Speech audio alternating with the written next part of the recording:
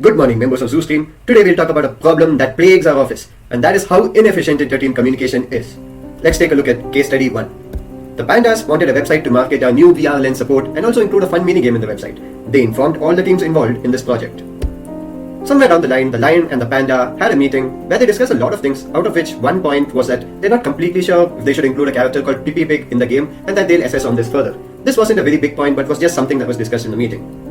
Since the lion and the dog are in the same office, they met in office cafeteria where they discussed this over an informal conversation and exchanged information that Pippi might not make it to the game. This led the dogs to tell that, okay, we'll focus on Foxy instead. However, the cats were not informed of this because they're in a different office and it's not really a relevant thing to put on Slack or on mail because it was just a small point discussed that they're not finalized on Pippi. This led the cats to lose a week of developer time because in the end, they decided to get rid of Pippi. Case study 2. The cats once again were enjoying a really nice game of FIFA World Cup. They noticed that the streams were running a little slow, but they thought this was expected because a lot of people would be watching the live stream of the World Cup. They waited for an hour and they noticed that the services are really slow. They thought that this is still because of the World Cup, so they decided to wait more. 2 hours later, they still noticed this issue. They tried a lot, they panicked a lot and they tried to fix this issue, but one eternity later, Mr. Doggo comes up and tells that they had a meeting with the project manager and that this is an expected change because they were doing some migrations where they're currently using a low bandwidth line. But the cats did not get this memo. This is a big problem that we currently face. What's all this ruckus? Oh, your problem is inter-team communication? Don't you guys use a flashing compass? Yes we do. And why in the animal kingdom aren't you guys using Wizard? Wizard? What's that? Alright, let's go and watch the magic in action. Let's see the magic in action. These are different components in a company, and the two main components of interest are minigame and notifications. Now to refresh your memory, minigame was a component that did not know that Pippi Pig would not make it to the game, or rather that they were considering that they would remove Pippi Pig from the game. And notifications is a component that depends on 3 different services in the company, out of which one service was moved to a low bandwidth line, leading them to experience extremely slow service on Monday which they could not diagnose.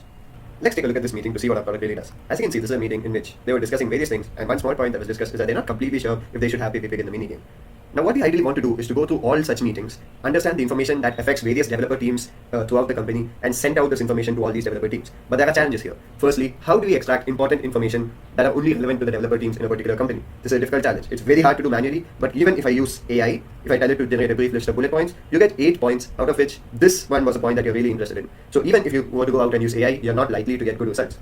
Secondly, even if you have a list of important points, how do you identify who the stakeholders for these points are? If you do this manually, again, this is a difficult task. And thirdly, if you want to send out these alerts to all the teams that are involved, sending it out manually is out of question because it's a big overhead and teams will definitely avoid this kind of thing.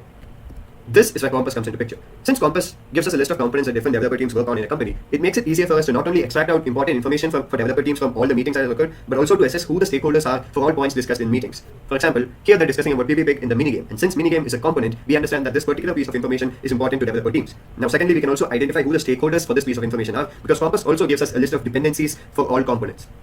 Similarly, for the low bandwidth meeting, what we really want to extract is this point where they're talking about using a low bandwidth network. With Wizard, all you have to do is select the meeting and click on Get Alerts. After waiting for a while, we can see that we have received the alerts, the label for each alert, and also the teams that need to be informed of this particular alert. Labels enables people to go ahead and subscribe to a particular label so that they only get alerts for that particular label. You could also go ahead and add a label here, so you could add a new project that has come up in the company, and people working on that project could go and subscribe to this label so that they only get alerts for or things that are relevant to that project. We see here that we've got the alert that we're really interested in. Let's go ahead and send this alert. We could also send this. So this alert has been sent to both the minigame team and the marketing website team. So if we go to Spaces, select the game development team, we can see here that we have Wizard alerts and they're classified by the different labels.